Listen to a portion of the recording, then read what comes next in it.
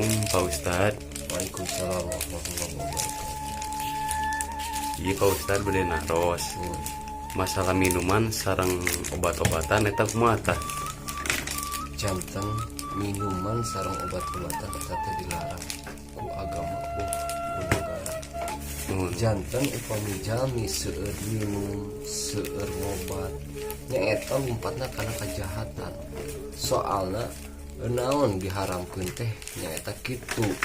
Janten si jalmi eta teh poho jadi karena jati diri manehna linglung lumpatna hayangna teh nyolong mau gelut eta teh makana diulahkeun.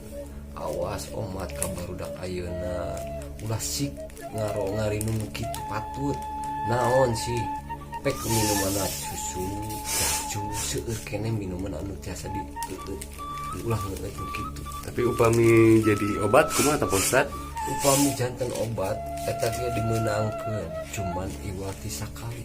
Upami langkung sakali mah nyaeta eta mah kaleulewihan. Gusti Allah paling resep anu jelema anu kaleulewihan. Makana dimeunangkeun sakali upami eta bener-bener kanggo obat teu aya di obat nu sejen iwati kudu kitu. Jadi dampakna ge jelek meureun nya Pak Ustadz nya. Muhun atuh nya eta mah dampakna kana awak rusak, kana pergaulan rusak, kana agama jauh. Pokoknya mah tebih dina kealusan upami kitu.